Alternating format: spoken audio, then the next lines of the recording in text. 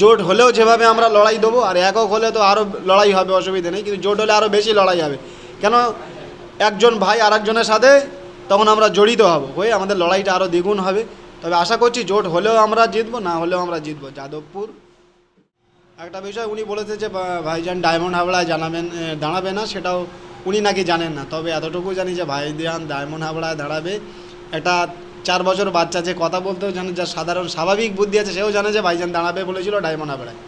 এটা ওনারও বোঝা উচিত ছিল। কিন্তু ভাইজান এখনও পর্যন্ত বলে আমি সংযুক্ত মোর্চার একমাত্র এমএলএ। এটা আপনারা ভালো করে দেখবেন, খেয়াল, যে মাইবে প্রথম স্টুডে উঠে আগেই উনি বলেন যে আমি সংযুক্ত মোর্চার একমাত্র এমএলএ। তাহলে ভাইজান কোনোদিন ওনাদের ফেলে দিইনি, আর দেবেও না।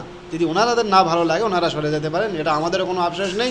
কারণ আমরা আইএসএফ এমনভাবে তৈরি হয়েছি, পশ্চিমবাংলার জমিনে প্রত্যেকটা জেলায় আইএসএফ যেভাবে ছড়িয়ে পড়েছে, আজ না হয় কাল আইএসএফ একদিন ক্ষমতায় আসবে। এটা সবার, প্রত্যেক দলের জেনে রাখা, মাথায় রাখা উচিত।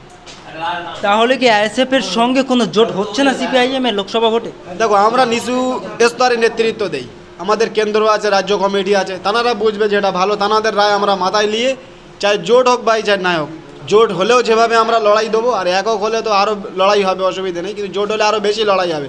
কেন একজন ভাই আর একজনের সাথে তখন আমরা জড়িত হব, হয়ে আমাদের লড়াইটা আরও দ্বিগুণ হবে।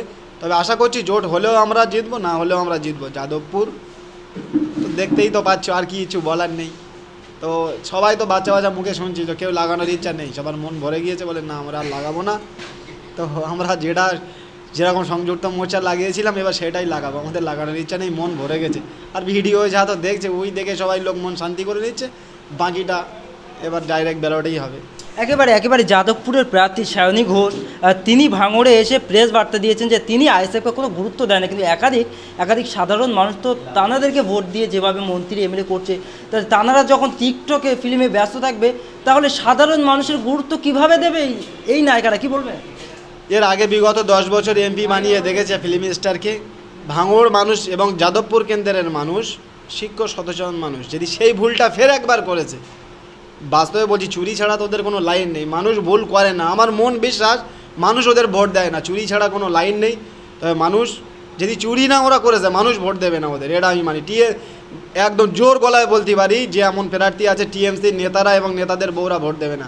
কেন? নেতাদের বউরা জানে যদি এই সায়নী ঘোষ যেতে, যে সায়নী ঘোষ তো যদি উনি যেতে, যে এরা এমনি বাড়ি শোয় না, এরা আর বাড়ি শোবেই না, ওই জন্য ওদের বউরা আগে ওদের ভোট দেবে না। বলে শালা এরা এমনি বাড়ি শোয় না, যদি এর জেতায় এরা তো আর বাড়ি শোবে না, তো মেন সময় ওদের বউরা আগে ভোট দেবে না।